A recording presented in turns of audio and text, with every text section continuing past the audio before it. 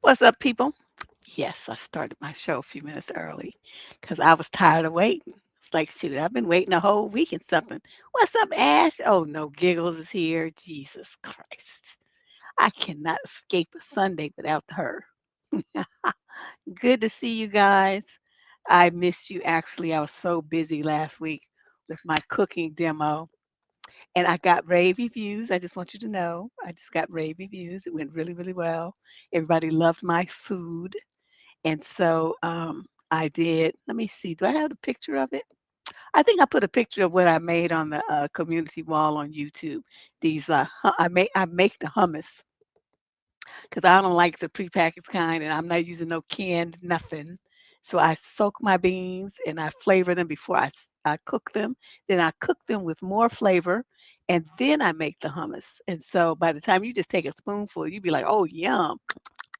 And so you put it so that I put that on a like a what they call it, a sandwich wrap tortilla thingy. I use those Ezekiel sprouted grain ones, and I slather this hummus on that, and then I put the vegetables on it, and I cut them in half because they were just tasting. They not It's not supposed to be a whole meal for you, so I cut them in half, and some people only took a quarter, and they were like, because they had so some of them had never had hummus before, which I find hard to believe. Being a native Californian, it's like we eat the cuisine of every country in this world because there's somebody from every country in this world in the Bay Area. So you can go to any restaurant and try food from like some little countries that you never even heard of, and so you see people that say, "Oh, I never had hummus before," and this is us. I never had hummus before. I'm like, okay, I don't even know what to do with that. But that was how I got past that little thing. Okay, now I have something else to do. I have, I have to keep busy because I get in trouble when I don't have nothing creative to do. I mean, I do this, but after a while, it becomes kind of, it's the same thing. So I needed some different kind of stimulation. And what I did was I started figuring out I'm going to make some body butter whipped things. So this is one of them. Oh, you can't really see it that good. But anyway, it was all fluffy and stuff until I put it in the refrigerator. Then it kind of got hard. I don't know what that was all about. And then this one is, you probably can't see, it's a slight lavender color because I put this like purple clay stuff in it. But I'll show you one of a smooth. Well, I'll try one on. This was the first batch I made, and I'll show you what it looks like. It's a little thicker, but when you put it on, let me put it in the camera there. It just melts right in.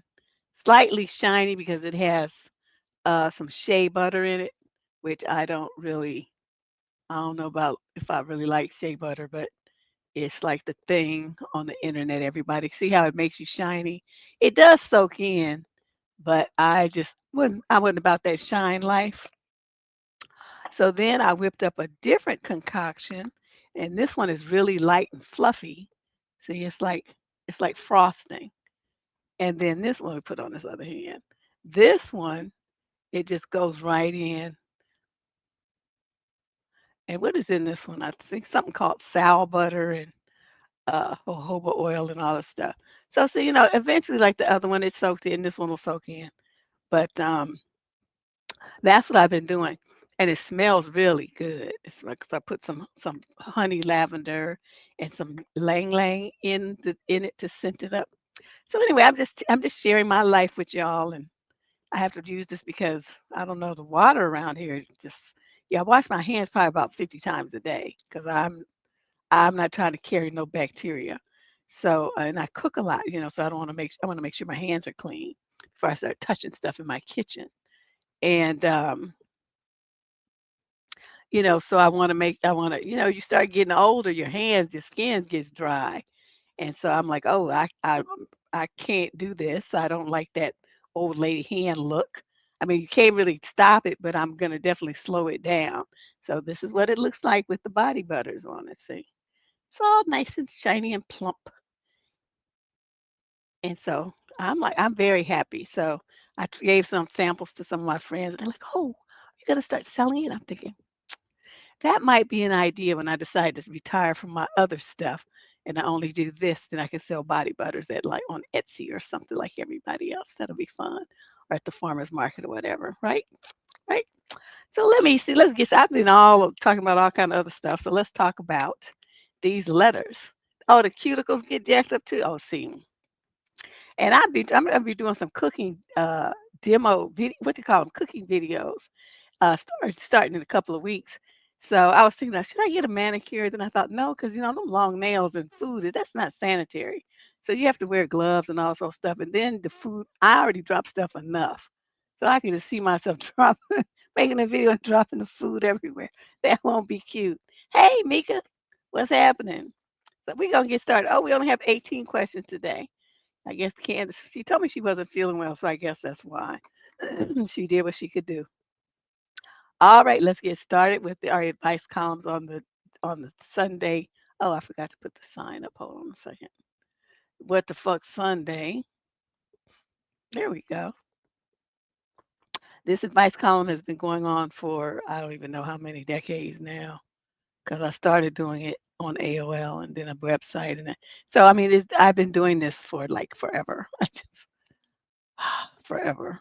Right. So let's move on. Question to number one. This young lady's 28 to 34 age group from El Paso, Texas. Summary of issue. My best friend of more than 20 years is a bridezilla, and I'm seeing a whole new side to her that I don't like. Deb, I am the maid of honor for my best friend of 20 plus years wedding.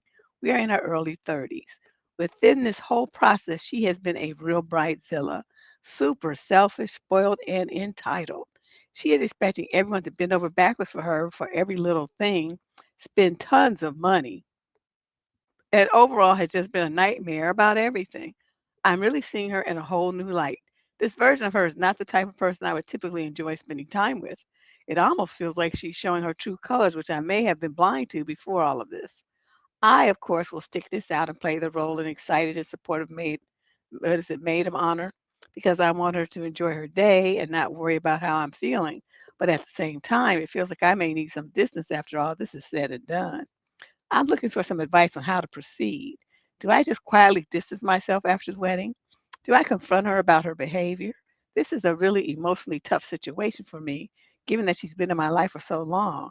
I just don't know how to move forward. Okay, let me give this some thought. Okay. Having gone through that whole wedding process, I can flatly tell you that was the most stressful shit I've ever experienced in my life.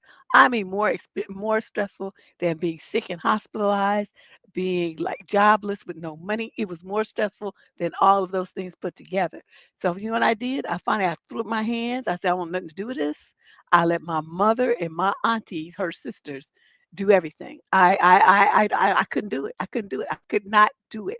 I didn't have the bandwidth for it. I didn't have the patience for it. I didn't have nothing. I just could not do anything. I was burnt out after the first week. And they was all excited and stuff. So I'm like, y'all do it. So I'm gonna tell you, please give her a little bit of grace. The money part, I don't know where that's coming from. I don't have no excuse for that. But I'm just saying the emotions that you experience, even though I don't know, even though I lived other places, it's like, that like, because I got dressed and we did everything at my parents' house, right? And I realized when I left out the door that day, I was going to be a different person. When I came back after that, I was not going to be their little girl anymore. I'm going to be somebody's wife. And it was very sobering. I mean, I'm sharing something with you guys I've never really talked about, but it was kind of depressing because my entire life had been spent with these people with the light on me as their baby, their little girl. And suddenly that wasn't me anymore. That was when I walked out that door, because I remember I had the keys. My parents later gave them back, but it was symbolic for me to leave the keys to the house there. And that just, I went and got in a little limo to go over to the church and the whole thing. I mean, the Rose Garden and everything. But it was like, I don't know. That was hard. You see, it still chokes me up. That was the hardest thing that I've ever had to do. Now, admittedly, these days, couples live together beforehand. We didn't do any of that. And so, I was living with my parents and he was wherever he was, he had his own place. But it's like when I left my family that day, I knew when I came back anytime after that, it was gonna be in a different role, and that was extremely sobering for me and very upsetting. So I don't know what's going on with her, but I'm just gonna ask you to give her a little grace. Don't say anything, just make it through the wedding, and then after that, it would be a natural thing for you to kinda distance yourself because you can say to her, and it would be true, you're a married woman now, and you need, um you know, some space to be with your husband. I don't want to intrude. And see, that's going to be your excuse. Oh, I don't want to intrude and look like I'm, trying to block your joy or get into your guy's marriage and all this sort of stuff. You just go over to enjoy your new relationship, your new husband, your new marriage, and you just shoo her away. That's what you do. Okay, and it will be a very natural thing, no drama, and it's kind of actually true. Maybe not to the extent to which you're about to do it, but the fact that you have to separate yourself as a single woman, that's your road dog and all the stuff from her and her new role as somebody's wife, and a married woman. I mean, the separation is real. So I wish you luck with that. Dang, Mika. See, that's what we should have done, but both of my parents came from huge families, like 13 and 11 kids. All of them had kids. He had a small family because he was the only child, so whether it was that much on his side, all the guests was from my side. But who came from his side? He had 999 frat brothers. Okay, so it wasn't like relatives, but it was, that means it's like substitute family, and so it just it was like a gang of folk. It was just so fucking stressful. I couldn't take it. I would never do that again. I think if I did like got married again, I would be just like that. It'd be like maybe 5 people. As I just can't do it. Wow, that was interesting. All right, let's move on. Question number 2. We only have 18 questions today. Normally we have 25, but we got a break. This is a young lady, 20 to 34 from DMV. She's African American, and the male 20 to 34 as well. He's also black. Okay, summary of issue. My roommate's boyfriend has escalated his harassment of me. Hi, Deb. Thanks for all you do.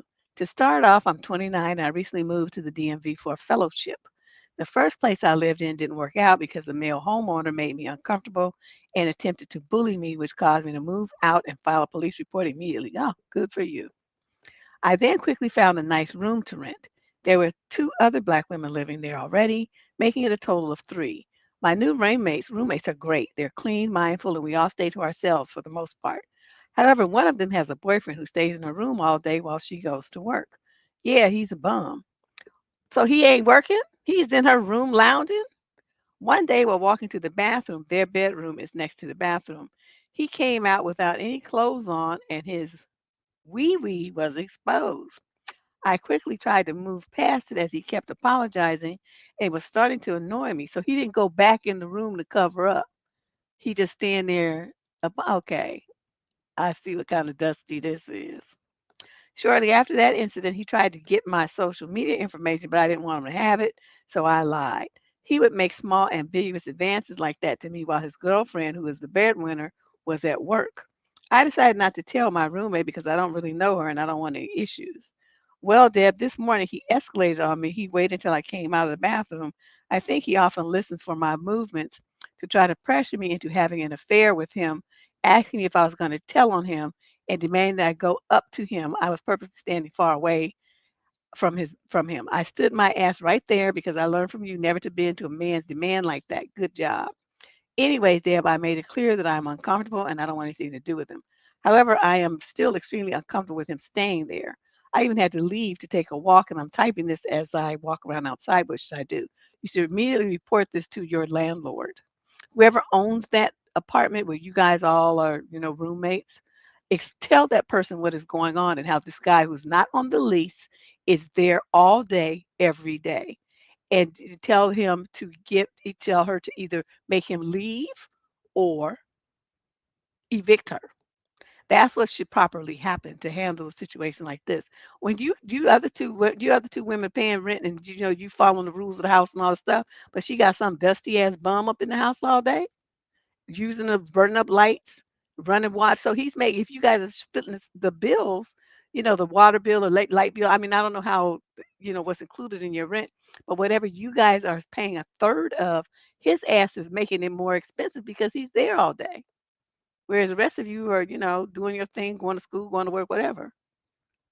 Oh no, see you better than me because this shit would have not went down. The first time he did, I would have said, girl, let me tell you what your dude did today with him right there. It's like I'm going to the bathroom, so I know he was listening for me to come out of my room, and he walks out your room butt ass naked, showing me his dick and everything. And then he gonna talk about excuse me, but his ass never did go back in the room. Then the next thing he gonna do is try to call me and tell me you want to have a fling with me, and ask me if I was gonna tell. I see all the stuff that you said. I would have told her. Now you say you don't want drama, but the fact that you were quiet is what is making him escalate. Well, not making him, but it's encouraging him to escalate because he knows that you're afraid.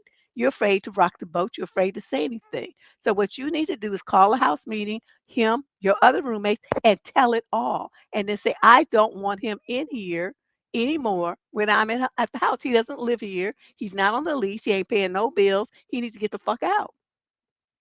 And then you go and you tell, like I said, the first stop is to the whoever owns the place that you guys are renting, and tell them what's happening until you feel for your safety. And this guy is escalating, and you're very concerned about an assault of some sort. And so they can go in there, roll in there, and tell her either he's out, or they both out. That's what you need to do. Okay. All this being quiet and all this old stuff here, this is not the time for that. This is time to speak up and use your voice and levy some charges on his behind. He's used to intimidating women, getting women under his control, and that's what he's trying to do with you. Luckily, you didn't fall for the thing, but not completely. But the fact that you're being quiet about it, you ain't saying nothing to nobody, it implies that you're okay with it. You see what I'm saying? Otherwise, you would be raising holy hell and you're just sitting there being meek and taking it. I want you to do what I told you to do, and I want you to do it today or tomorrow, whatever, because I forgot it's 3 hours ahead on your side. Okay? You call a house meeting and you spill the beans, but you tell the landlord first. Hopefully, the landlord can come to your house meeting. That would be ideal. Oh no, this motherfucker would have to get the hell out. Either he would leave or I'm leaving. Because you could really, I mean, you should look for some kind of residence where it's, I don't know, they have these female, like what they call them. It's like a resident house kind of thing. Everybody has a room, but they have like a central dining room, and people. I forget what the name of it is, but this setup here, this is not going to work long time. That might be why the other person moved out because of this guy. You never know. Let's move on to question number 3. But landlord, like I said, landlord first stop, house meeting second stop, and invite the landlord to come. Question 3 is a young lady, 22 to 27, from Vista, California. Ooh, I wonder where the hell that is. So, an issue. Ladies of the squad, how do you gauge whether a guy is truly in love with you or just sees your utility? Thank you for choosing my letter, Candace. Hi, Deb and ladies. I am 19 years old and I'm having trouble navigating through relationships. Well, that's normal at your age. I mean, you ain't been around long enough to have any real expertise. With my limited experience, I noticed that most guys are with me for the utility of it all. They want a shoulder to cry on, someone to make out with, and more importantly, someone to have nook nook with. I abstain from nook nook, so usually they leave after a while of begging and begging. I guess that's my strategy of weeding them out. It is very rare that a guy pays special attention to me, that they see me for who I am, the small quirks in my way of thinking. I tend to fall in love very intensely with others. Sometimes I think my mind tries to justify their behaviors to fit my ideal situation. So, my question to you and the other ladies, how do you tell the difference? Is there even a way to know? Is persistence and consistency the answer? Persistence and consistency. I don't know about persistence, but consistency, absolutely. And the main thing, the way I could tell is if the guy was willing to go out of his way to do things for me that would not bring him any benefit. He's making, I don't want to say sacrifice, but because it's not really like hurting him, but he's putting himself out there. He's putting his resources out there, his time, his energy, his emotions. He's doing things because he knows it's going to help me.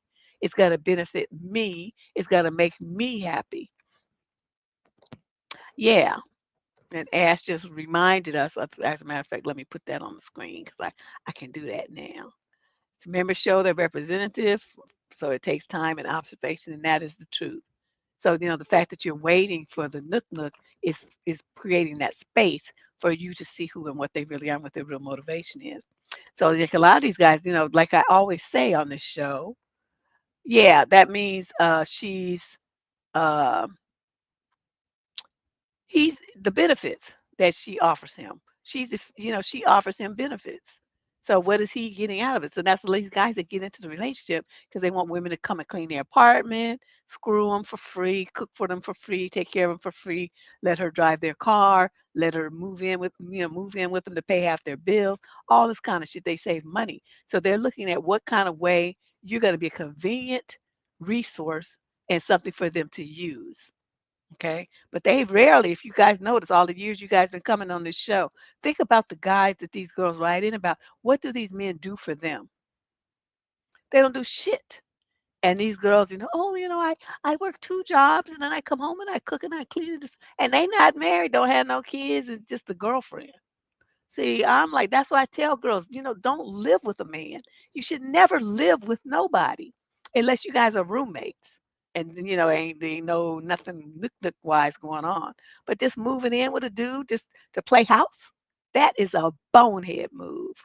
You don't do that shit. Fuck those motherfuckers. Trying to get all the benefits of having a wife, but they don't have none of the legal ties to it, none of the obligation, spiritual, mental, or financial, or emotional of a marriage. They just using you up and you putting yourself up there to be used. So I mean, what you want me to do? But that is how I tell the difference. Let me tell you about this one boyfriend I had. Okay, he lived on the other side of town in San Francisco. And I had a part-time job in another part of San Francisco. He would drive from his house on the freeway, probably took about 20 minutes or so to get to my house, to pick me up, to take me to work. Then he would go back home. Then he would leave his house. He would go to my job to bring me back home. Now, why did he do that? Because he wanted to make sure I was comfortable and safe. I got off work at night. And even though, I mean, I grew up in San Francisco, so I mean, it was like, I wasn't scared or nothing, but he was. And so he did that. And I worked at this place 4 days a week for 5 hours, 20 hours, part-time job, 20 hours a week, 4 hours a day. And he did that 4 times a week until he went off to college. Okay. That's what I'm talking about. When they're willing to do stuff for you that didn't benefit him in any way. He was burning up his gas and put miles on his car and using up his time. But he did that because he was concerned about the safety of the little girl that he liked, which was me. My dad appreciated. I think he used to, slide him some money because he was young. He He worked a little job, but I mean, you know what I mean? He wasn't like balling or nothing. My dad used to slide him somebody to help him cover his gas. Like he just thought I didn't know, but I did. But still, that's an example of what I'm talking about when it's selfless. He's given to create a situation where it's comfortable, safe for you, and going to make you happy and he's peace and have peace of mind. He's caring more about you than he's caring about himself. That's when you know he loves you. Other than that, I wouldn't put no stock in these motherfuckers. I'm telling you right now. They be talking about, oh, I love you, but their behavior don't show it. They don't do shit for you. They even talk about, I don't want to pay for a date. They want you to pay half. Fuck that. See, you girls, you done spoiled these men. They're not men when they act like that. I don't know what these clowns are. You try to take me on a date and tell me you want me to pay half. I don't even do that with my male friends. I'm not doing that. It's like you say, hey, Deb, come on, let's go over here, this and that. I was like, you paying, right? Of course, it's you. I already know. And then they laugh because I'm not doing that. I don't do that. And so, you know, I mean, if I invite them over and I cook and stuff, I'm expecting them, to pay for anything. I'm providing this meal for you. They could bring some liquor or something if they want to, but that's just how I do it. And I'm not gonna be going half on shit. And you want me to move in with you? You do know you paying all the bills, right? You pay it. I might buy some groceries or something like that, pay a cable bill, but don't think I'm paying half of no rent. No, motherfucker, I'm not doing that. You want me to live with you? You get all the conveniences, and then you want me to pay half too? What kind of donkey ass bitch do you think I would be to do some shit like that? And all you got, you ladies moving in with these men doing that shit, you just stupid. I don't even know what to tell you. Let's move on. Question number 4. This is a male in the 22 to 27 age group. He's Caucasian from Coventry, England. Summary of issue. How do I tell my girlfriend that her armpits smell? Oh, okay. I really like her, but when we cuddle or get intimate, there is a strong body odor from her armpits. How can I let her know to fix this? We are fresh in a relationship, so I don't want to overstep or say anything to make her feel uncomfortable. Dude, so you just let her assault your nose?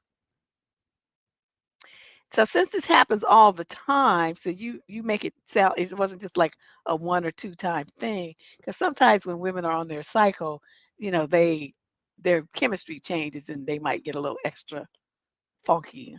But you make it sound like this happens like all the time and throughout the month. So that's not I can't say that that's the reason. Yeah, I would straight have to tell her, dude. I mean, you wrote to me and you trying to ask somebody to say something in a delicate way. That ain't how we roll on this channel. We don't do shit delicate. I'd be like, you funky bitch. Why don't you go in there and wash under the armpits and put on some goddamn deodorant? You're about to kill me over here. But maybe not quite that harsh, but I sure would be thinking it. But I probably would say, go get her some deodorant. Get her some, some ladies at work were talking about this kind of deodorant and how it really works and it keeps them fresh all day. And so I got some for you. Now, what's she gonna do? She gonna look, she gonna do their eyes to the side because she gonna be thinking, why did he give me? Well, I'm gonna just say this too, Giggles. I worked with a lot of people from Europe, and they don't seem to have the same hygiene standards that we do in America. Like wear deodorant. There was this group of guys that came in, used to come to the gym from Germany.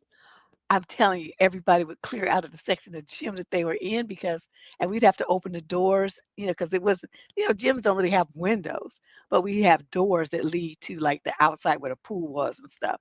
We'd open them doors, prop them bad boys open so there could be some fucking ventilation in there because them motherfuckers was funky as hell. And then you go to, okay, they was already funky and then they want to go in there and sweat and work out and stuff. And it's like evidently no deodorant had ever seen them armpits because the funk was unbelievable. I mean, to where your eyes would water and your nose would you couldn't breathe. It was terrible. And that was they were the worst. But I had some female clients that were the same way. They just don't do the deodorant stuff like we do. So I had to let them know. It's like, okay, I'm gonna be working with you, and I'm gonna be standing really close to you. That may be your thing that you grew up with. That's the way that you guys do things in your culture, your town, your city, your family. I don't know what to tell you. But when you come to your training sessions and I have to stand inches from you, I need you to put on some deodorant because this I can't do this. And I just was, just straight tell them, and they just be looking at their face get red. But the next time, bitch wouldn't be coming up there killing me, putting some deodorant on them armpits. Oh, I don't know how to add people on Discord. Sorry. I've been on Discord exactly 3 times. I don't know how to do that. Anyway, yeah, you guys know I have a Discord. Don't ask me what I think it's Miss Heartbeat. Debsterism? I don't know what it is. It's one of them too.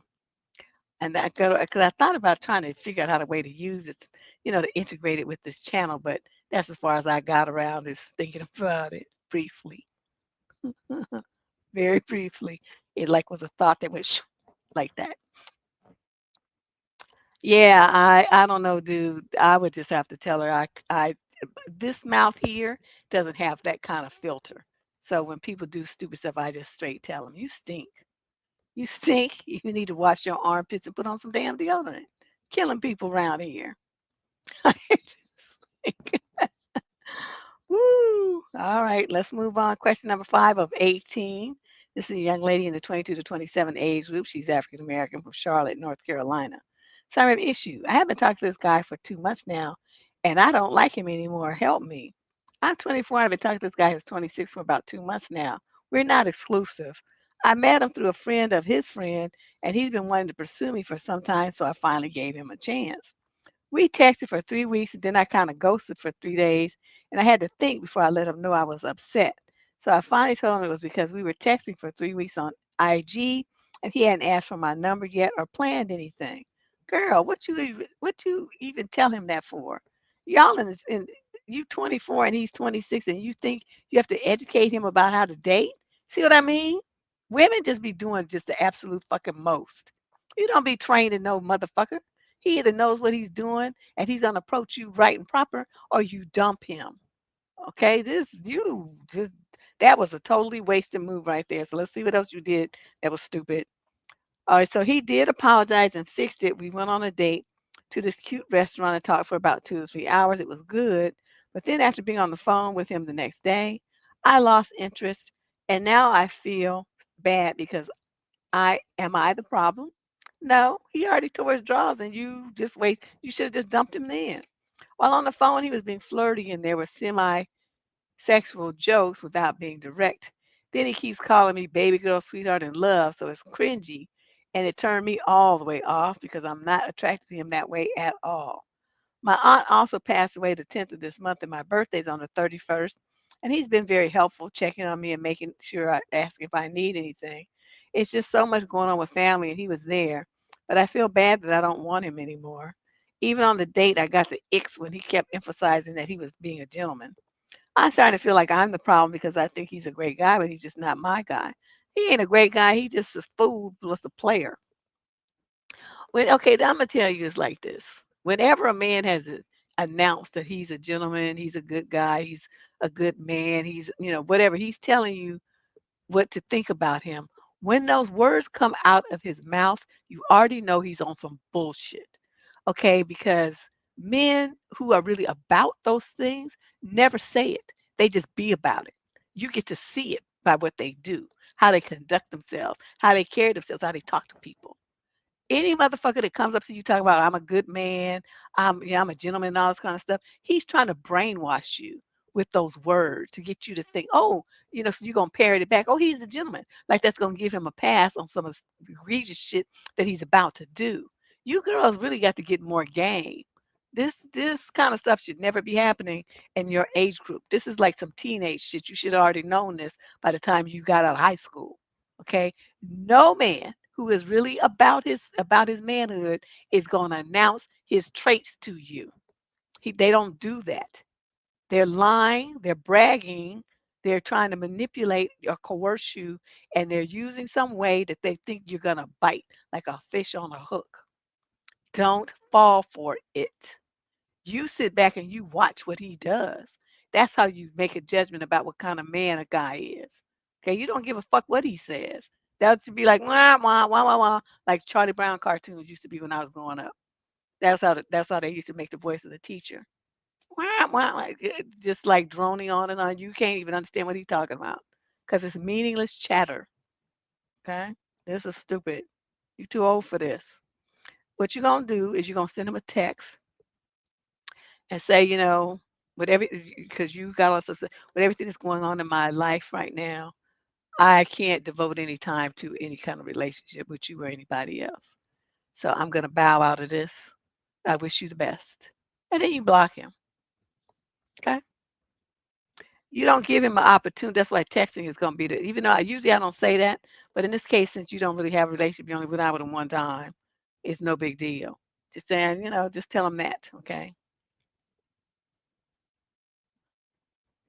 And make sure that you don't like get into another relationship for a minute.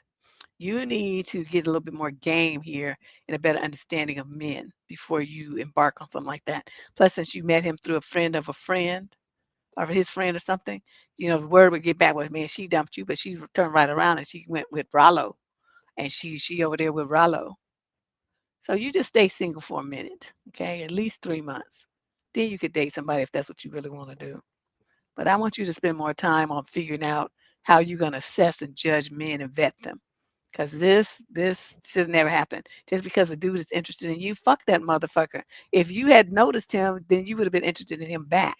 The fact that he had to come and he was been interested in you all the time and you didn't even pay any attention to him, you didn't even notice him, that would should have told you right there that he wasn't even on your radar. And there's nobody that you go out with and you don't give men a chance. Yo, a little black ass is not the EEOC. You tripping. Okay? That's not how dating works. You don't give motherfuckers a chance. I mean, this stuff just kills me how these girls be thinking. Give him a chance. Fuck a chance. Question number 6. This is a male in the 22 to 27. Why am I so grumpy today? Male 22 to 27 from Indianapolis, Indiana. Summary of issue. Am I in a toxic relationship? How should I handle this situation? Huh. My girlfriend has mood swings. She scolds me over every little thing, whether it's my fault or not. When I ask why she's scolding me, she says that sometimes she gets mad and needs someone to vent her anger on. And since she can't scold anyone else, she scolds me. Also, whenever I show my love to her, she responds differently, like mimicking or saying, "What trouble am I in?" When I ask why she acts like that, she says she's just joking. She's a stupid bitch. Over text messages, whenever I say I love you or something sweet, she replies with stickers. Sometimes she doesn't reply at all. At night before she sleeps, I send her 20 to 30 messages. Oh my God, you're weird. Expressing my love, but I rarely get a reply. When I stop messaging her like that, she asks why I stopped, if I have a problem or if something is wrong, but she still doesn't reply to me. When I ask why she doesn't respond, she says she doesn't have an answer to that or she doesn't know what to say. She also says, quote, "I don't show love over text, but when you meet me, I will show love," end quote. It's been weeks since she talked to me in a loving way. She keeps saying, "I'm just like this." Yesterday, something else happened. Earlier, we used to talk for 3 to 4 hours on video calls. Y'all must not have a job or no life at all. But now she only gives me 1.5 to 2 hours. When I ask why, she says because it was new before, but now she can't stay up late and needs to get up early in the morning. I don't know what to do. I don't know if she loves me or not. When she's at work, she doesn't reply to my messages or replies late, but she's online many times. She says, "I'm sitting with friends. I can't open WhatsApp or they will ask about you." There's one more thing. We have 8 months relationship. During this time, she left me because of some guy have her intimate pictures, and she is bound to stay in a relationship with him and talk to him on video calls every day. When we are talking, she gets the call, and I know deep down it's him, and she will talk to him. It's a big burden over my heart, but I can't do anything, as I'm afraid she will leave again if I come up with that again. Like she gets really angry when I ask about him. She says, "I don't ask you anything, so don't ask me anything." What do you think? How should I handle the situation? First of all, let me go back to my early years of my show. You take this hand. So you take this hand and then you go draw it way back and then you spring it and you slap the shit out of yourself because you are stupid. Okay, there's no way. I'm looking at how you wrote this too. And the majority of when he wrote the I, it's lowercase. To me, when people type like that, I mean, everybody might make a typo here and there, but if it's consistent throughout the letter, it is an indication of extremely low self-esteem and lack of confidence. You don't feel that you are important enough to capitalize the letter when you're talking about yourself. So, sir, I mean, I know, men don't tend to like to go and get therapy and, see a therapist and all that stuff, but there's something going on with you where you feel like you need to beg this woman for attention. You're tolerating some major disrespect. She don't give a shit about you. I don't know why you even call her your girlfriend. What it is that you think you're getting out of this. I have no answers for you to those questions, but I'm going to suggest that you go back and listen to the letter I just read, and if that was your friend, what would you advise your friend to do? Whatever you would advise your friend to do, that's what you need to do. Because this is ridiculous. Yeah, he need to be like running like Flojo or somebody. What's that dude's name? I can't think of his name right now. The fastest guy. Woo! Question number 7. We got 18 questions today. Young lady, 22 to 27 from Chorley, England. Wow. Summer issue. I need some advice, please. My boyfriend broke up with me for this. Dot, dot, dot. I am seeking clarity because I feel incredibly confused and heartbroken. My boyfriend of 18 months just broke up with me again.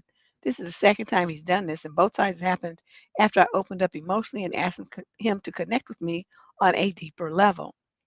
Okay, did she talk about some love languages or some shit? He once told me that he's not good with words or expressing emotions, even though he's naturally talkative. Our relationship, for the most part, has been amazing. Okay, then she talked about how amazing it is. He's always told me he loves and misses me, and even though we live 2 hours apart, he made it a point to call me every morning and night and text me throughout the day. But when we're apart, I crave more emotional connection. I've communicated this to him a few times, probably 4 or 5 times in the entire relationship, explaining that I would feel more secure and loved if he expressed his feelings with words, especially since we can't be together every day. He meets my needs physically and practically. He showers me with affection, enjoys my cooking, appreciates my acts of service, and compliments me often. When I ask him something vulnerable like, "What do I mean to you?" he shuts down emotionally. I'm not needy or clingy. I give him space and respect his time. I don't initiate conversations much because I know we're both busy, and I try to be understanding. We've never fought about jealousy or drama. It's just this one recurring issue. I need to feel emotionally reassured, to know I'm more than just someone he enjoys being around. I want to feel like the love of his life, not just a fun and convenient partner. And after our last conversation, I told him, I need you to show me love with words, especially when we can't be together. Instead of hearing me, he got cold. He accused me of playing games and said he doesn't have what I need and ended it, blaming me the distance, just like that. I'm struggling to understand. And then she talks about how he's a private person, talked about marriage and all this stuff, called her wifey. So why now? Why walk away over something as solvable as distance or me asking for more verbal affection? I don't understand how someone could fake that kind of love for so long. It felt 100% real. I feel discarded and used and confused. One moment I was everything to him, and the next minute, nothing. I respected the breakup and sent one final message after our last call. Then I blocked him everywhere because it's too painful to see what I can't have. Well, that was good. I know the only person who could really truly answer my questions is him, but I don't want to break no contact. I'm just trying to understand how love that felt so real could disappear so quickly. Please help me make sense of it. Well, you're not going to like my answer, but I'm going to tell you this. You were with a man who, I'm just telling you flat out. When a man really loves you, I mean, really feels it, he's going to say it. He can't help but say it. It's like it flies out his mouth whether he wants it to or not. It will show in his possessiveness, jealousy. I mean, he might not act a fool with it, but he's definitely you're gonna know he's having those feelings. Like I said earlier, he's gonna want to do things for you, I mean, the only thing that you mentioned is that uh, let me see, he calls you, you talk on the phone, he tells you he loves and misses you, he texts you throughout the day, he enjoys your cooking, he appreciates your acts of service and compliments you. I mean, so I mean, that's bullshit. That's the kind of stuff somebody does in a booty call, what they call it, friends with benefits relationship. And so I think that's what you had, and you was trying to turn it into something real because nothing that you mentioned that he does for you is really anything that a man who loves a woman who does. I mean, compliments you, big whoop-de-doo. I mean, why do you put so much stock in some stuff like that? You that kind of chick that pays attention to words. That's the dumbest kind of woman because words mean so much to you. You don't never look at what they do.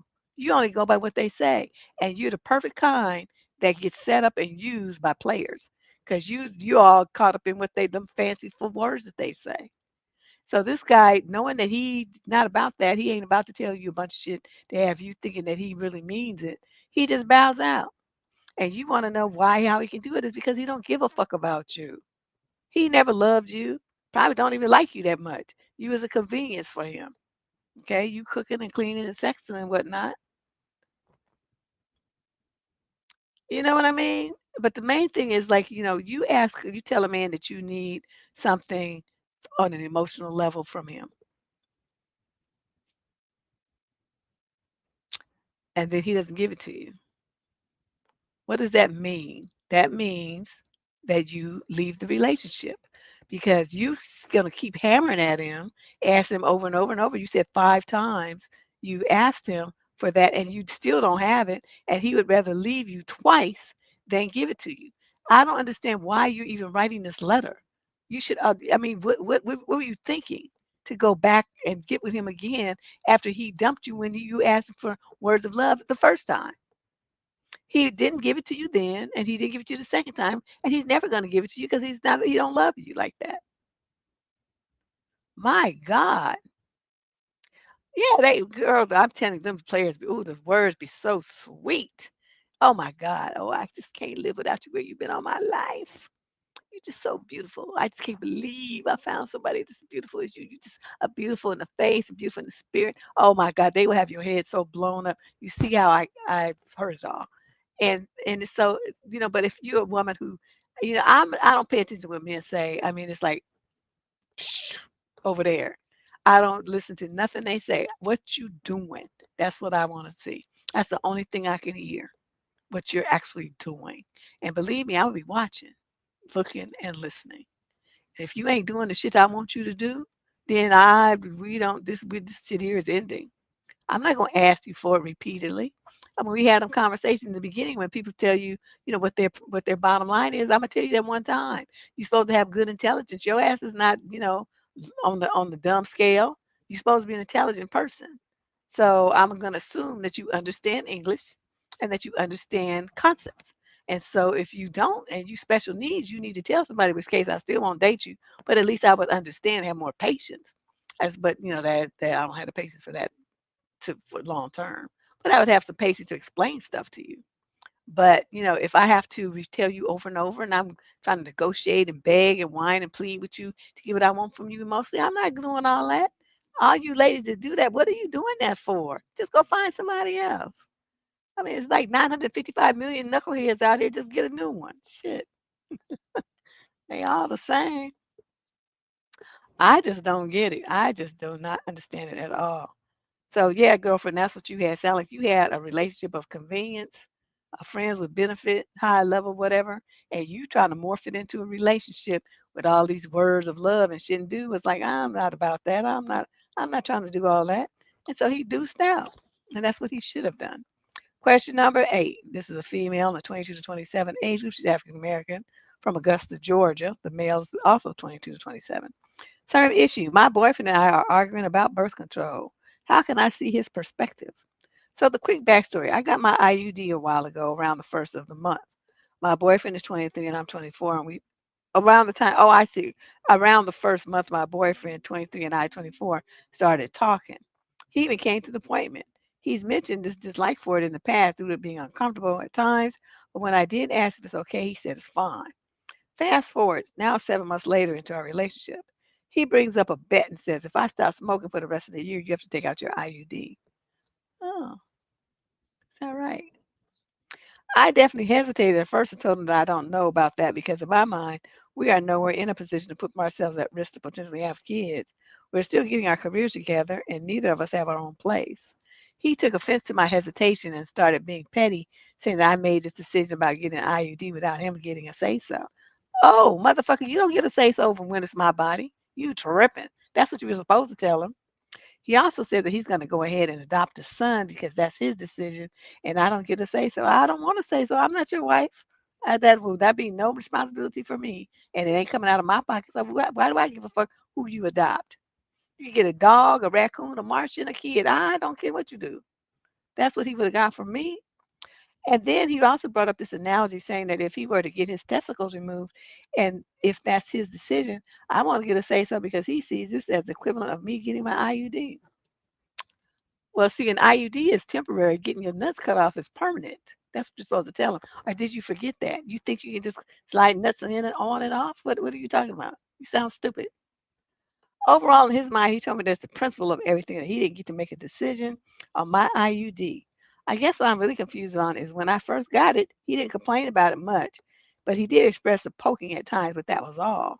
During our argument, I asked if this was the overall issue, because if so, I have no problem going to the OBG and getting them cut down.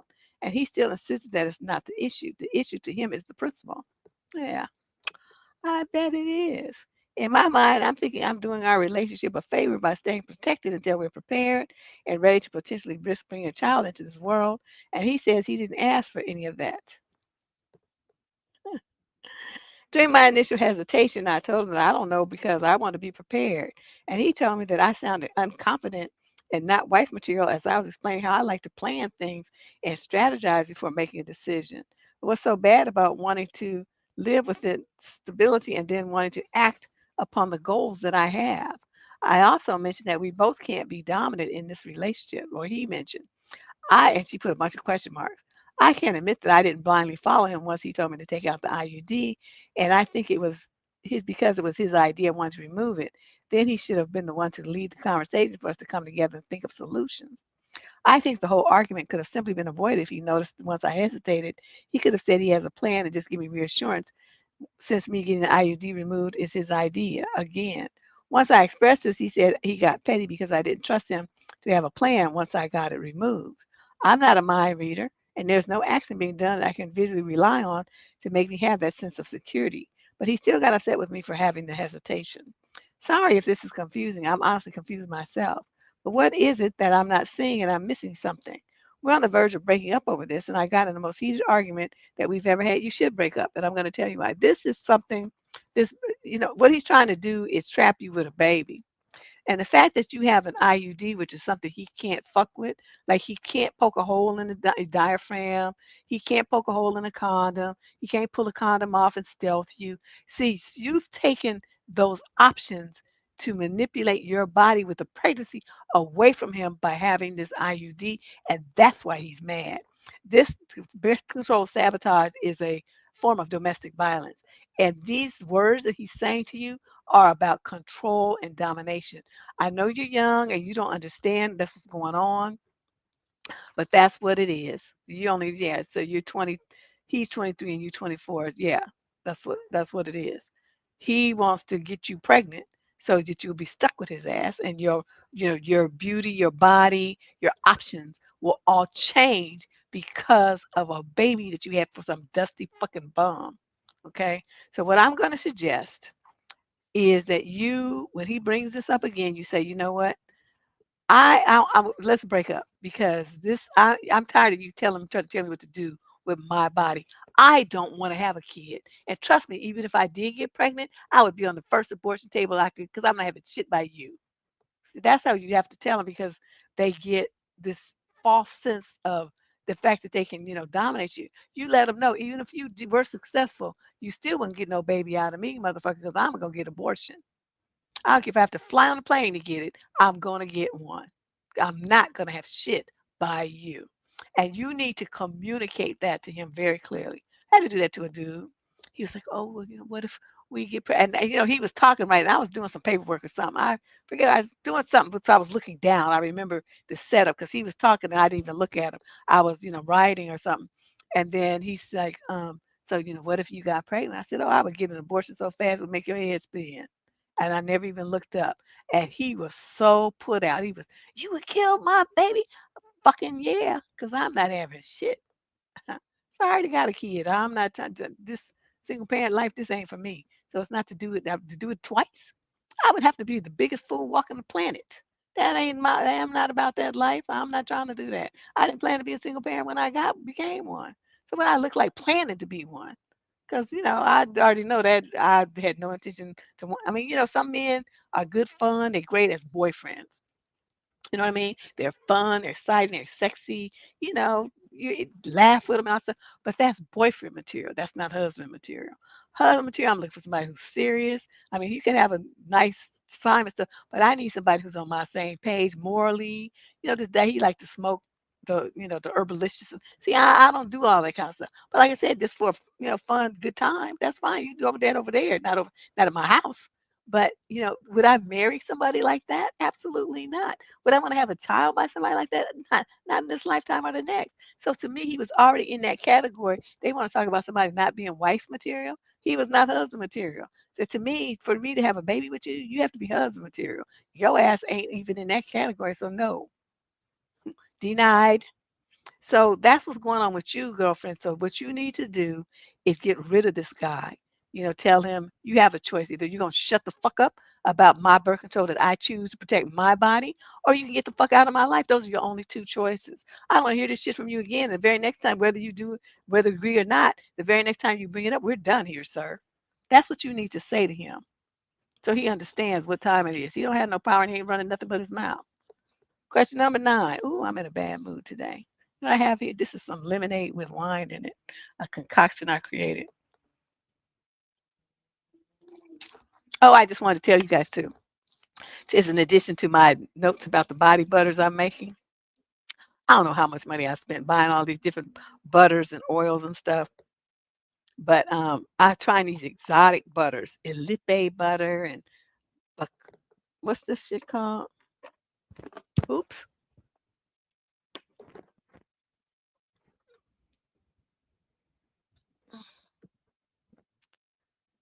Baguri butter and Muru Muru butter. It's a bunch of stuff. I don't even know what this is. But I tell you, the stuff is just fascinating. From like the rainforest of the Amazon and Brazil and all the stuff.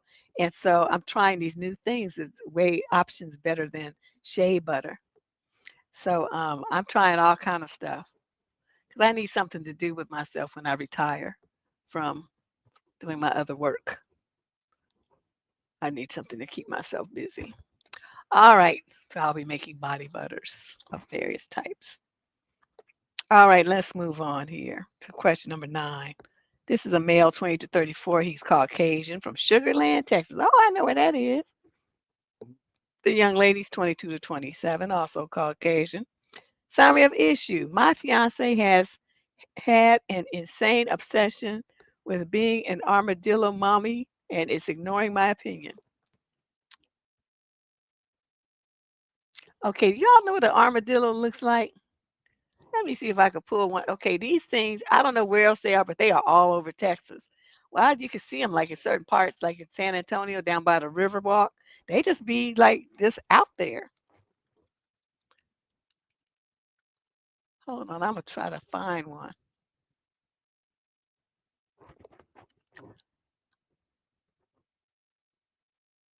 They look like rats with armor on them. Okay, let me see which picture do I like. Oh, here's one.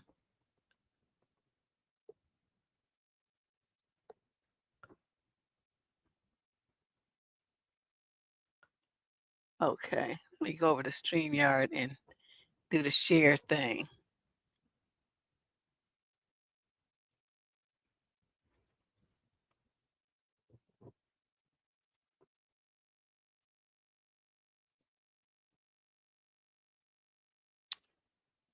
Okay, you see that? See that thing? Look at that ugly ass thing. Who would want to have that? And they roll up into like a little ball and stuff. Like when they get scared, they roll into a ball. It's like really just the weirdest thing you've ever seen in your life. Okay. Yeah. That's an armadillo. They are. They're very creepy. So, okay, I just wanted y'all to know in case, because, not everybody's been to Texas. So everybody, because I had never seen one before I went down there either. And I was like, what is that rat with armor on? Like, that's a funny looking thing. They're like, oh, that's an armadillo. It's like, I'm like, okay, Texas got some weird stuff. I even know what to say. So he says that she's obsessed with armadillos and wants one as a pet. I absolutely do not. I never thought I'd be fighting for my sanity against a prehistoric looking plague possum. Yet here I am. My fiance is the most incredible person I've ever met. She's wonderful and apparently completely committed to the idea of sharing our home with an armadillo. I should have seen this coming. She has been talking about armadillos since the day we met. I wish I were exaggerating. She told me armadillo fun facts all the time. I didn't know at the time that this was a foreshadowing. Over the years, it's become a thing. People at our church would come up to us and talk about them, and she sent me armadillo memes, named one of her hamsters Dillo, and once made me watch a 2-hour documentary on armadillos before we went to bed. I thought it was just an eccentric quirk. Everyone has weird animal preferences, right? No, just your girlfriend. I like otters, but I don't want to live with one. Then last week, she sat me down, looked me in the eyes, and said, I think it's time we get an armadillo. And that's when you're supposed to say, well, I think it's time for us to break up. But see, you probably didn't do that, which is why you're writing this letter. I laughed. She did not. I was scared. This turned, this is hilarious. This turned into a serious discussion where she passionately made her case for why we should introduce a wild, burrowing, nocturnal, disease-carrying mammal into our home. And here's the scary part. She had arguments prepared. When I said they carry leprosy, she said only some of them humans carry leprosy too. I said they dig. She said, well, we'll build a special digging area. I said they're nocturnal. She said, so am I. Lies. She falls asleep at like 10 p.m. I said they stink. She said everything stinks if you don't take care of it. But when she saw I wasn't convinced, she hit me with, but I've wanted one since I was a kid. I told her firmly that I love her, but I don't want to live in a house with an armadillo. She nodded. She said she understood. She dropped it, or so I thought. But since then, she has, quote, mentioned our future armadillo in casual conversation like it's already happening. Sent me links to exotic pet enclosures. Started coming up with names. She's between peanut and squash. She looked up breeders. I don't understand why there are people who intentionally create more armadillos. This guy is hysterical. He bought a ton of armadillo stickers and torments me with them. I'm terrified that one day I will come home and there will just be an armadillo sitting in our living room like it pays rent. I need a strategy. How do I change her mind? I know you lived in Texas for many years and know what I'm talking about. Yes, honey. Do I fake an armadillo allergy? Do I buy her a realistic armadillo plushie and hope that satisfies her? Do I plant anti-armadillo propaganda in her social media algorithm? Do we need therapy? I am begging you. Save me from my fate as an unwilling armadillo dad. Well, all you have to do, sir, and you're probably not willing to do it, is tell her, look, I'm not sharing my house with no goddamn armor covered rat that stinks and digs everywhere. I'm not going to do that. If you insist on going down this road, you and the armadillo can have this house. I need you to buy me out, and I'll just go on down and find myself a normal girlfriend that likes things like puppies. But one thing I'm not going to do is be in a house with some armadillo shitting and peeing everywhere. We're not going to do that. So, I'm not saying you can't do it, but you're going to just do it without me. And that's what you have to tell her. Yeah, she might be right, Giggles. But, I just tell y'all because the first time I saw one, I honestly did not know what it was. I mean, I had heard the term, the word armadillo, but I don't recall ever really seeing like, these are pre-Google and all these days. So I would have had to see it like in an encyclopedia or something, or maybe on TV. And I don't recall ever really having seen one. I just knew the word. And so, I see this thing and it was like this grayish, beigeish, green, just nasty, look, it looked dirty. And it was just like walking down, by the riverbank. And I was like, what is that? And the guy I was out with, he's like, oh, that you don't know, y'all don't know nothing about that in California. That's an armadillo. I'm like, okay, why is it, why is it, what is that? Where's it going? And I had so many questions. And he just thought it was the funniest thing. But yeah, because just having the turtles and having like I've had hamsters, guinea pigs, and stuff like that. They poop and pee everywhere, and that pee is strong. I mean, you got to stay on the, if you have carpets, that's not the pet to have. But you got like a linoleum floor, whatever. You just go and clean it up. But I just can't imagine armadillo pee and armadillo poop in my house. Can't get with it. I just don't know what to say. Woo! Question number 10. This is a female in the 56 to 65 age group from Toronto, Canada.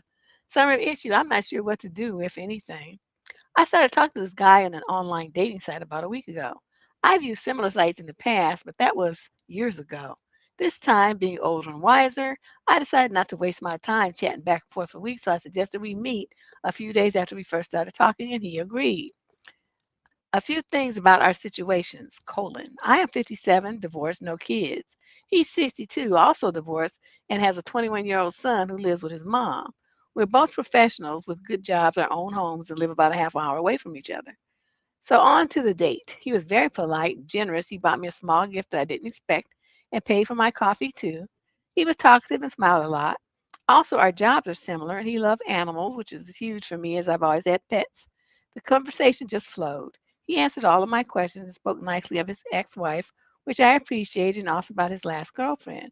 He was a gentleman, I surmised. At the end of the date, he walked me to my dad's car. He had some business in the area, and we agreed he's picked me up as I don't drive, and introduced himself to him, which I found very nice and polite. My dad did too. So wait, you 56? How fucking old is your daddy? So in general, the date went very well, in my opinion. There are two things I'm not sure about. One is his last relationship ended just 5 or 6 months ago. They had lived together for 5 years, and she was the one to break things off. So I'm not sure if he's over her or ready for a new relationship. The other is that he didn't ask me to meet again. I messaged him when I came home, thanked him for the gift. I opened it at home, and we chatted for a while. And yesterday he sent a good morning message and a good afternoon message. I replied to both, but that was that. No mention of a new date. My friend thinks I should suggest a second date, that maybe he's shy, but since I initiated the first meeting, I think he should be the one doing that since I've contacted him first after the date. So it's pretty obvious I'm interested in him. I'd love to know what you think about all this and if you have any suggestions for my next move. I wouldn't do shit. Okay, you asking me. I told you I don't chase men and I don't help them. You can't say, can we do a second date? That's helping him get access to you. If he was interested in you, he would have reached out. What he's doing, since he just broke up 6 months ago after 5 years, he's just, putting his feet in the water just for something to do. So you're not gonna chase this man. He ain't ready for nothing with nobody. Okay, he just getting out the house. That's what he's doing. Okay, when you're on the site, go out with somebody else. That's what you need to do. Don't even think about him. Now you ask me what if I have any suggestions for your next move. You don't have a next move. Your next move is to go back on the dating site and find somebody else. That's what you do. Question number 11. This is a male in the 22 to 27 age group from Edmonton, Canada. Sorry, issue. Was I in the wrong for lying to a woman about her looks? I started texting this woman online. In week 2, she started sharing pictures. I found her kind of average looking, but instead of saying that, I commented on other things like her clothes, expressions, etc. Oh, my mother used to tell me to do that. She called herself teaching me to be tactful. It never really worked though. After some time, she asked if I liked what I saw, and I said I could say meh or boo. I said I wouldn't say meh or boo. Either was true because it would be rude. I said I liked what I saw, but that I would have to see her on video too. She laughed and said, so maybe you thought meh. I knew it. I said a couple of the pics were maybe meh with my tongue, the tongue stuck out emoji. She laughed again and said, ouch, but yay. Hmm, y'all, how old is y'all for all of this? Oh, you young, 22 to 27. A few weeks later, a video call happens, and I do find her physically attractive this time. Fast forward to week 6. From another discussion, she asked if she is physically attractive. At this point in time, I'm a lot closer to her, so I said I feel like I'm okay being honest. I asked if she wanted reassurance or realism. She said realism. I revealed the truth about finding her average at first, and then finding her attractive on the video call. You dummy. Then we had an argument because she didn't like this. Her stance is that I should have been honest from the start. She feels that she was trying to assess if I was attracted to her, and that if I had been honest, things could have played out differently than they actually did. My stance is that I was being polite to a relatively new person and didn't want to hurt their feelings. My instinct was to be tactful. I also genuinely felt I needed to see her on video to be sure because for me, I can find someone more attractive from their life, smile, mannerisms, voice, etc. So was I in the wrong? Well, not really, but what you did was just tell too much. You dummy. You should, anything past what happened after you saw in the video, you should that's the history. Okay, you don't go digging up history. You messed up. All you had to do is say, yeah, seeing I'm glad that I got the chance to see you on video. You really shine, or your smile in person was just dazzling. Some shit like that. You was on a roll with your tactfulness. Why'd you drop the ball right there, dude? You screwed that up. Let me just tell you, just for the future, when you talk to a woman and you went through all that care to not hurt her feelings, don't go dig that shit up to hurt her feelings in the after. What you do that for, big dummy? Oh my God. Question number 12. This is a female 20 to 34 age group from Southern California. She's Caucasian. The male's 35 to 41. Summary issue. My boyfriend humiliated me while we were camping with friends, and I don't know if I should stay.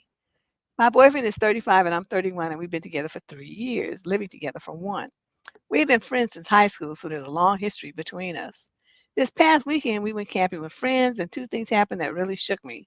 First, we were setting up a bug net together. He had been drinking and suddenly started taking it down. I assumed he was adjusting it, so I helped remove a part that was stuck. I saw him putting it in the bag, so I asked what he was doing. Then he snapped, "Well, you took it down, so we're not using it."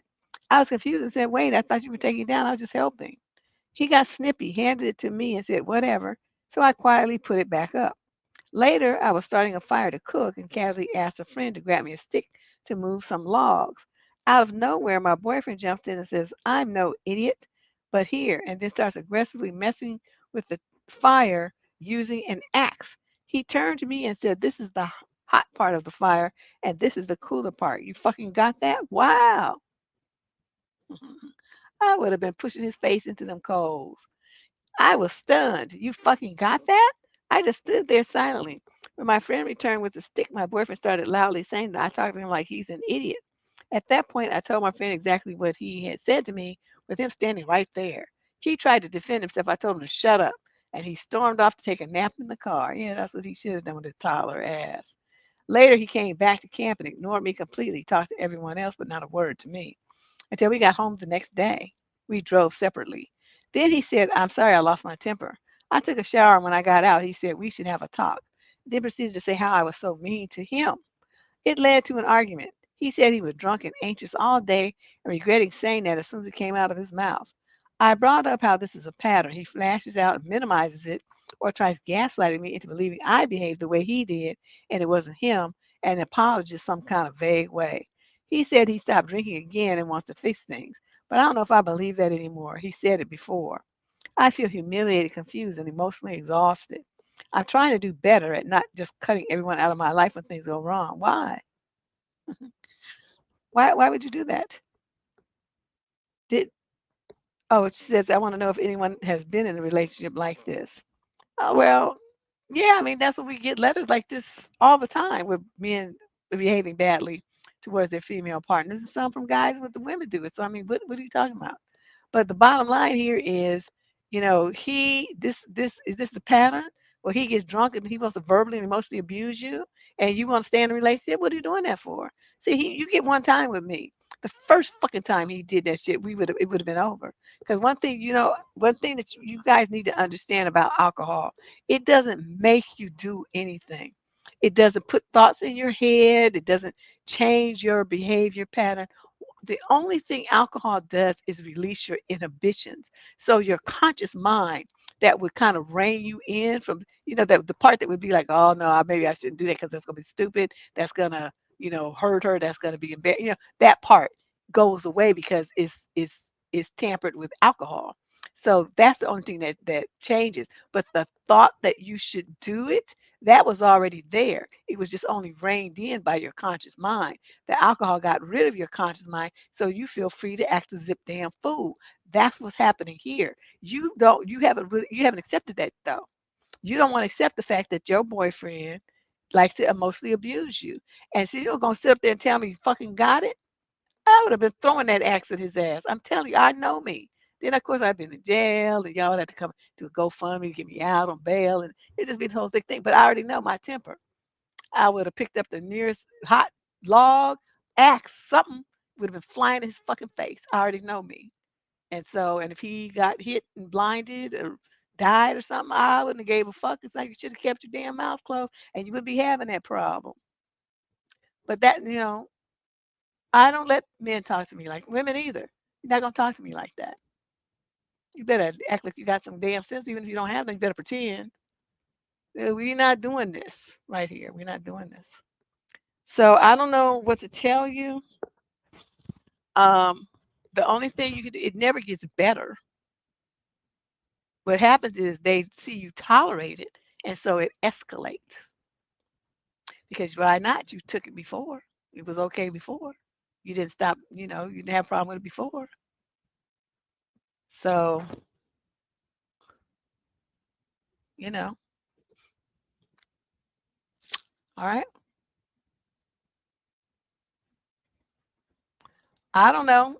I don't know if it's bothering her because it was in front of others, but that was just she's just setting up the scenario. The fact that he did it. Because she didn't have a problem telling everybody, so I don't think it was because he did it in front of other people. It's just that, they were on a group trip, and then where, he did it, other people just happened to witness it. And that's, I think, whether it happened in private or not, he still behaved in a way that was very disrespectful.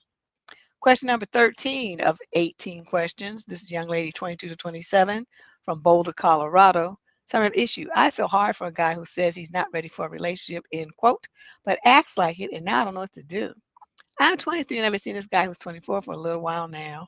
We started off slow, spending time together, going on walks, watching movies. He was affectionate, gave me 4 kisses, back hugs, and telling me I smell good, even introducing me to his aunt, family, and friends. It felt like it was quietly building into something real. We got physically intimate one night, though we never fully had nook nook. He took his time, and I honestly appreciated that. He was always initiating plans, texting me first most of the time, and making me feel wanted until recently. After spending the night together, cuddling, touching, the whole emotional slash intimate vibe in front of his family and friends, by the way, he told me he wanted to sleep with me, but also that he wasn't ready for a relationship. He said he liked me multiple times and wanted to know how I felt. I told him I was open to a relationship, but I needed time to think. I was so blindsided, I didn't say a whole lot.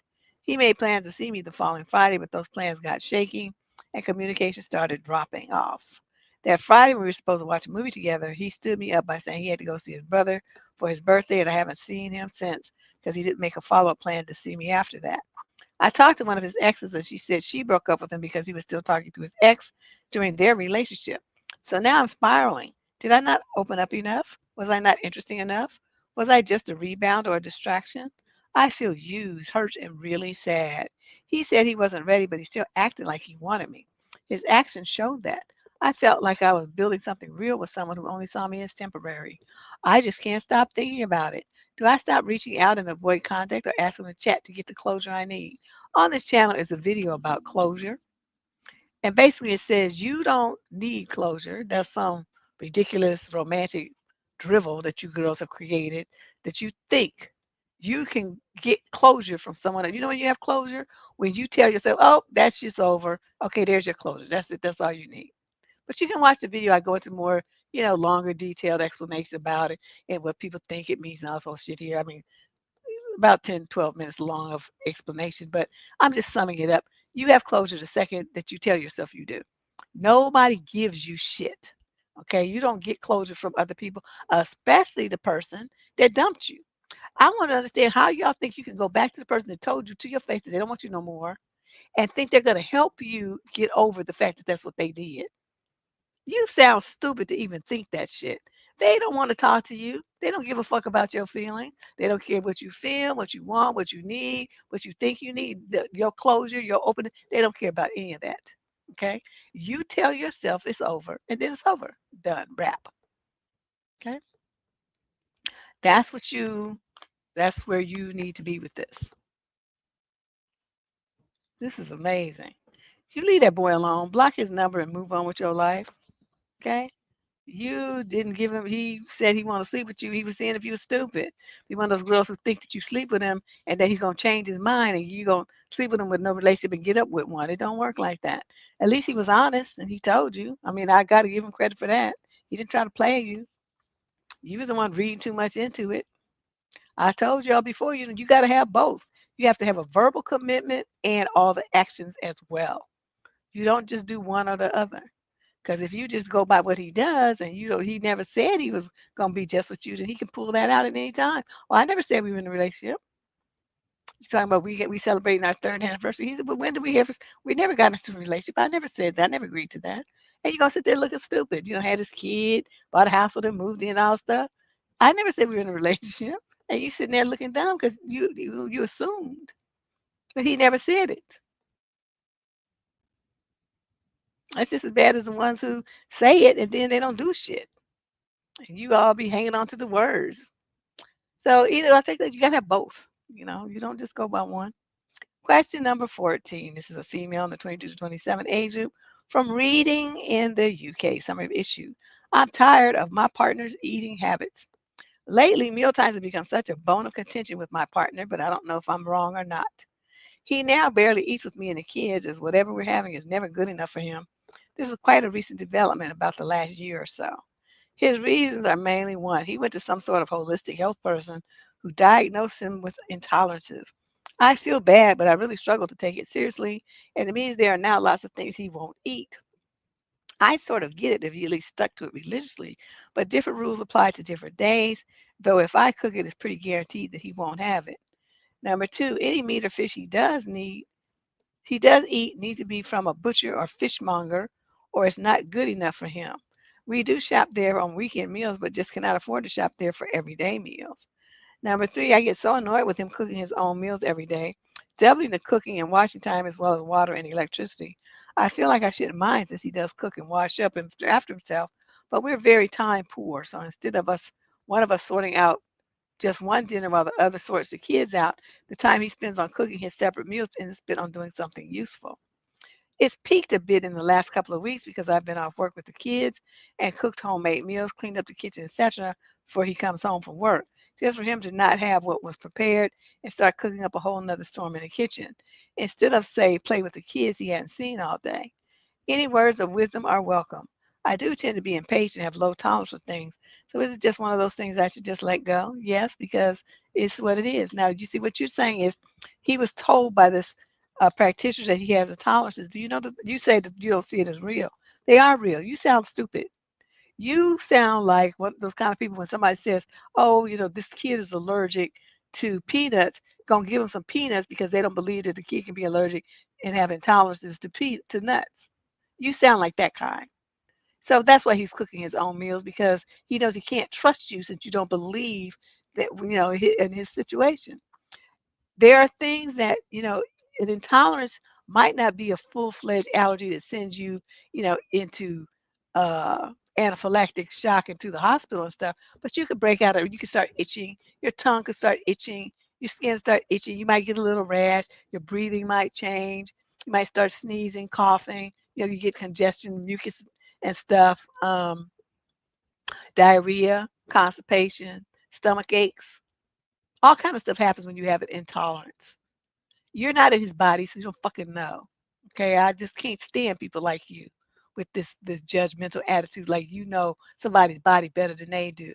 Now, the fact that your husband wants to cook his own food, if as long as he cooks it and cleans up the kitchen after, why is that a problem for you? He's not spending time with the kids. Well, so how many fathers actually do? I mean, the fact that you got used to it, I mean, you should count your blessing.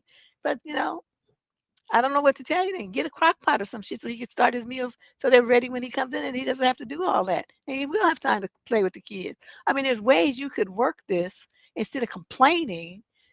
Think of some ways, get an instant pot. So whatever he's cooking, instead of cooking for 2 hours, it cooks for 15 minutes. And then he's eating and then he got time to play with the kids. You have to think of some ways to get what you want out of the situation and stop bitching. That's not going to do nothing for your marriage. You have to look like you're his partner. Even if you can't stand it, you have to look like you're his partner in his little health journey he's going on. And then tell them, we need to think of some shortcuts that you have time to spend with your children because they're missing you and it's not good for them to not have any time with their dads. We got to think of some shortcuts. And then put your mind on. He already cooking his own meals. He's cooking his own meals. But I know he's cooking them because she doesn't believe that he has intolerances. So it's like, if he say he has, just say he has a gluten intolerance, because not everybody is gluten, has like the gluten, the whole allergy thing is just like they'll get a stomach ache. I think that's what my problem is, even though I had to test and they said, well, we don't really see it, but that doesn't mean that you don't have a sensitivity to it. Because when I eat bread, my stomach hurts. So I'm thinking it's that. So just say he has a gluten intolerance, but you can't steady cooking, bready stuff that he can't eat that's gonna give him a stomach ache, a rash, or whatever. Change the meal. Like if he's cooking these other things and you want him to eat with you guys, then cook the stuff that he can eat. I mean, why is it so hard for you? You cook it anyway. So just cook that stuff instead of whatever the stuff is that you was cooking. And then you can come in, you can sit down with y'all and he can eat with you. I mean, since that seems to be so important to you, you like to complain. You don't want to really resolve this. You just want to bitch about something. Anyway, let's move on. Question 15. Male, 22 to 27 from Elk Grove, California. Same issue. My friend's younger sister is wearing clothes and acting in ways that make me uncomfortable and I don't know what to do. My friend and his younger sister, she's 23, live together in a house they inherited from their grandparents. My friend and I are both 26. I've known them both for about 5 years and spent a lot of time hanging out at their place. Everything was fine up until a couple of months ago. I started noticing that every time I came over, she would be wearing something skimpy, usually PJs like a low cut cami crop top and booty shorts with very thin fabric. To put it mildly, she is very well endowed and fit, and the clothes don't do a lot to hide much. There have been a couple of times when she walked past in just her bra and panties. I talk to her the same way I always have, and nothing seems different about the way we all speak or joke with each other. But now, when she sits next to me on the couch or jokingly plays with my hair, it makes me uncomfortable in a way it didn't used to. Whenever I go over and there are other friends that she's known just as long as me, or she knows that other people are coming over, she's dressed much more modestly. To give an example, last week I was over and she was wearing her usual PJs, but the moment she found out that another friend was coming over, she immediately went to her room to change. I don't know if she feels comfortable around me or if she has feelings for me. Either way, I have no clue what to do. Do I just get over it and treat her normally? Do I talk to her about it? Any advice is welcome. I forgot to mention I enjoy her friendship and consider her a close friend, but I have absolutely no interest in dating her. What you need to tell her is this. It's like, okay, let's say her name is Sally. Say, Sally, I notice, you like to walk around with all these, just tiny bit of clothes on when I'm here, but when everybody else here, you cover up more. I would like you to start treating me that way too. It's like I see you as a sister. I have no romantic interest in you whatsoever. And just like I wouldn't want my little sister showing me her tits and ass, I don't want to see yours either. So put on some clothes, okay? Show me that respect. I'm your brother's friend. I'm not trying to get with you. And even if I were, doing it that way would not entice me. I want a lady with some morals and values and walk around butt ass naked all the time. Is that ain't the way to get my attention? You have to be blunt with her like that. If I was a dude, I would do that, something like that, and I would, I mean, it would hurt her feelings. She'd probably run in the room and cry. But I bet you her ass would cover up after that. And these young girls, they think that because other girls do that and they tell them that, this is how you get a guy's attention. Yeah, you can get a guy's attention like that, but all attention ain't good attention.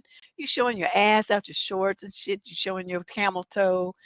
Half your nipples are out and all that kind of stuff. You look like a fucking hooker. That's what you look like. And you think that some man who is a respectable guy is going to be attracted to that. Their guys are going to be attracted to that, but they're trash men. Okay, so you're trying to get a dude that's going to be about you and have some morals and values and stuff. How you present yourself is going to be how he's going to view you. And I know these girls are like, well, I should be able to dress any way I want to. This you can do that, but I'm just telling you, men have not changed since 12 BC in that respect. They're going to see you either as trash or treasure. And a lot of it's going to be on how you dress and how you conduct yourself. So you think about that. And am I slut shaming? No, I'm just giving you a reality check. Your ass wouldn't go to a job interview with your ass out. Why not? Because you want them to see you, take you seriously. It's the same thing when you're going out shopping for men. Okay, you auditioning for a man just like you auditioning for a job. Okay, you don't show up with your body all exposed like that. You should treasure your body more than that. That should be something that you give to someone, you share with someone that you are intimate with, not just on public display like that. That's just not cool. Not so many women tell their daughters that. I saw a lady, her daughter was like 12, 13 years old in the grocery store. I don't really go in the grocery store that much. I am an Instacart user. I don't care if it costs more. I don't have time to go in the store. And this little girl, skinny, no shape at all, but she had these little booty shorts on, and all these weird men were just looking at the daughter. And I'm looking. I saw the little girl, right? And then I started looking to see who was looking at her. That's how I do things. I'm looking at all these men staring at this little girl. And she don't have really no shape, but her shorts were so short, showing half her little tiny booty. And these guys, and the mom was just seemed to be okay with it. And the mom was like fat, misbuilt, and this thing. So I'm like, okay, is this woman using this little girl to entice men to her house to get with? They're gonna talk to her because they want to try to get at the daughter. I was highly suspicious. I'm telling you, but I know what I saw, and all these grown men staring at that little child like drooling. I just Mothers, don't let your daughter be dressing like that. That's not really appropriate for it's just too many predators out here, okay? You don't want to put predator bait on your child like that. Don't do that. It's bad enough. I mean, you know what I mean? It's bad enough when they just be dressed regular because they're young and the dudes want them just because they're young. But you just like do extra enticement. I mean, just ratchet that down. Just dress your little girl like a little girl, okay? She can wear shorts and little tops and stuff like that. But why her ass got to be out? Why do it have to be that short? Mid thigh is short enough. That's enough. Oh, yeah, that's it. I just don't get it. All right, let's move on. Dude. That's what you're gonna have to just find your cojones, or maybe talk to your friend about it and tell him how uncomfortable it's making you, and if he could talk to his sister. But if for me, I would just talk to her myself. Question number 16. This is a female, 22 to 27, from Fishers, Indiana. Summary of issue. Close friend is going to my ex's wedding. I have a good friend who I met when our children were 7 years old. They are still great friends and are 23 now. I remember when we met, she and I clicked right away, and as the years went by, we came close and regularly met for walks, dinners out, couples dinners and drinks, and so on. I went through a really bad separation and subsequent divorce 5 years ago. He cheated and left. I wanted to do counseling, but he had already decided to stay with his new partner. At Christmas, he told me he got engaged but was vague and said no date was set. I continued to meet this friend and we would go walking and talk and reflect quite a lot on things. She said her sister in law went through the same thing. But just 2 months ago, she revealed to me that they were, in fact, getting married before she had told me, and the date was set. But what she did not reveal, which I found out from my sister, was that she and her husband were going to his wedding. I feel outraged and betrayed, and also furious at myself for having confided in her. At the same time, she and her husband are very good people. I do know what to do. My first reaction was not to meet her again, as I find it very hard to be friends with someone and to hold back massively on discussing personal information. My ex and I are amicable, but I'm absolutely not friends with his new partner. I feel like there's no going back and I'll have to distance myself from her. Any advice? Yes, break the fuck up and grow the hell up. You tripping. First of all, you've been divorced with the man, would you say 5 years ago? Let me just double check. I remember something. Okay, went to, yeah, 5 years ago. A really bad separation, subsequent divorce 5 years ago. So 5 years. And you said that you all used to hang out as couples and stuff. So that means the two husbands are friends. They're friendly.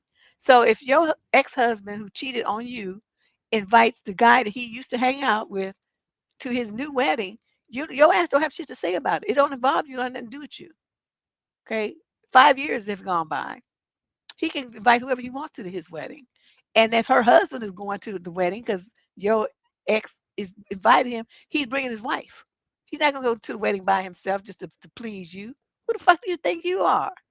So if you feel better by not um, being around them, then don't be around them. Nobody cares.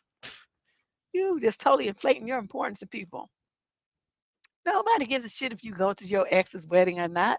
Or who else goes? They're not worried about you. Oh my God.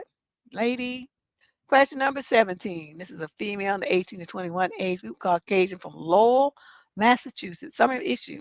I'm about to move in with my boyfriend. I don't know if I saw an early sign of abuse. I need some advice. We are 19 and 20, both in college, and been dating for about a year and a half. Last month, we were playing Marco Polo in a pool, and I was sitting on the ledge, and I yelled, Polo. He was Marco. He listened to my voice that led him to the edge of the pool, and he hit his side really hard and instantly stopped playing. He looked up at me mad and thought that I did it to him intentionally. He then pinched me super hard in the leg, but then let it go. It didn't really hurt, leave a mark or any bruise or anything like that, and we continue on with our night. I've never felt uncomfortable emotionally, romantically, sexually, or any other situation with him. He has never raised his voice at me or made me feel threatened or isolated. He is one of the most supportive people I've ever had in my life. This is the only sign I've ever experienced with him that made me a little bit worried. A year and a half. I've never felt like he was emotionally or physically abusive at all. This was the only time anything like this ever happened. I don't know if it was a one-time lapse in judgment, frustration, and instant reaction, or something that is the type of thing girls look back on and say, I should have known. Let me know what you think. Am I being stupid or naive about the situation? What you should have done, though, is corrected his behavior immediately. Say, I don't know what the fuck you thought you was doing, pitching me like that. Motherfucker, do that shit again. You lucky I didn't kick you in your face. Because one thing you're not going to do is get in the habit of doing things that represent violence to me. Okay? Because this shit here, this should be over. And you thinking I'm going to move in with you? Let's put that off for a few months till you understand what you're doing here and why you did it. Because if that was your, see, my concern would be this. His first reaction was to blame. He's the one that bumped into the thing. You didn't have nothing to do with it. You were sitting where you were sitting. Okay, so you didn't have any responsibility for how he's playing Marco Polo, you know, with his eyes closed, bumped up against something. That don't have nothing to do with you. You didn't guide him there. You were just talking, playing the game. The path he took with his feet was his choice. So then to turn around and blame that on you, and then to turn around and become and do something that indicated violence and retribution in his blaming of you for his path towards your voice. See, to me, that I know you're not gonna do, but to me, that would indicate that this is like, he would get cussed out and let know. Like you said, did leave a mark or anything, but I'm not talking about that. I'm talking about the attitude behind what made him think that was okay. Don't nobody pinch me. Because like I said, if you sit on the edge of the pool, he would have got a face full of foot right then and there. Kicked his monkey ass back into that pool and then got up and walked the fuck out the door, out of his life. And now I'm not moving in with you. I don't know what the hell you think you doing pinching on me. See that to me that indicates violence. And I'm not about that at all. You're not gonna pinch me, twist my arm, pull my hair, choke me, do nothing to me threaten me, nothing. You're not gonna do nothing like that. And when men feel free to do that kind of stuff, and you didn't even say anything about it, see, that's the problem. You made a mistake. So now it's been marked in as, well, she took it that time, so it'd be okay to escalate. Yeah, Tina Ken, well, where you are, it's good you found one. This is a short show today. I only got 18 questions today. Yeah, I haven't had just this many in a long time. And here's our final question of today. It's question number 18. This is a young lady in the 22 to 27 age group from Pembroke Pines, Florida. Summary of issue. My boyfriend forgot my birthday. What should I do if my boyfriend forgot my birthday? Should I be sad? Should I tell him that he forgot? Or should I just ignore it? That depends on how important birthdays are to you. Excuse me. Um, I'm going to say this, though, for all you girls who want to make an excuse, oh, he forgot. Motherfucker didn't forget. It's just that he's telling you how unimportant you are to him with that. Because just think about it. With our Gmail and our work account, we all have calendars, right? You have shit on your phone. I can turn around, I got my little tablet right here, and I can say, hey, Google. And it'll like, wait for me to give it a command. Oh, it just lit up. And then I tell it, set an alarm for this and that. or set an alarm for this day and time, and it's so and so's birthday. And so you could do it, manually. So, and you could do it recurring so that it'll pop up and remind you a week in advance, a month in advance, a day in advance, every year. So for someone to say that they forgot is not true. What they're telling you is that you were not important enough for them to set a reminder about it if they are a forgetful type, or for them to put it in their mind and to remember. That's what they're telling you. So you don't need to get sad. What you need to do is understand what that means. Okay. Now my dad, um, he used to forget when it was his birthday because we would give him presents. He would always be surprised, and it wasn't really his thing. But my dad, he didn't really think about my brother's birthday so much, but he always remembered mine for some reason. He always remembered mine. Oh, good job. That's what I suggested that you tell the landlord. Good. That's her response. This was a letter. I don't know. I don't remember what letter it was, but let me put it across the screen. Hmm. Excellent, excellent, excellent. I love it.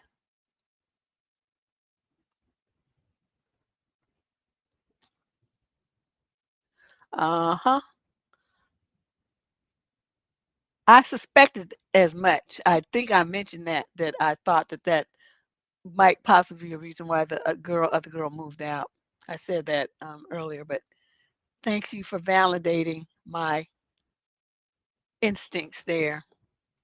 That's interesting. Thank you for commenting because people often don't. I think they miss it. They miss the live.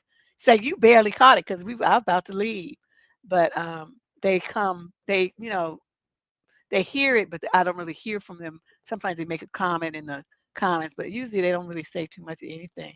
I might not hear from them till months later. Yeah, it is nice to hear an update from somebody who submitted a letter. Because, we always have questions. We always want to know. We nosy. We want to know what had happened. So it's good when somebody gives us an update. Thank you for doing that. And I'm glad that worked out for you. That's excellent. Excellent. Good job. Hey, Tina. All right, so that's it for this week. Um, Next Sunday, we'll be back here next Sunday, same time. That's 4 p.m. Pacific time. If you are not a subscriber to this channel yet over here on YouTube, please hit that subscription button and the instant notification bell and help us get our subscribers back up. Every so often YouTube goes through and they just knock a whole bunch of people off my subscription list. I don't know what that's all about. It was like 30 people down. I'm like, what in the world? And like overnight. So I know it's YouTube, it's not, people. But I'm like, they always messing with somebody's subscriptions. This just makes me mad. But anyway, you guys, thanks for coming. Oh yeah, let me show you my shirt. Where's the little design? Oh, here it is. I got me some t-shirts to wear on my show. See, it's got my name here. I'm gonna send one to Shay. Got my YouTube stuff, and I wear it to the farmers market. So people to kind of promote my channel a little bit. Nothing too big. All right. Anyway, I'll see y'all later. Thank you for showing up. Bye.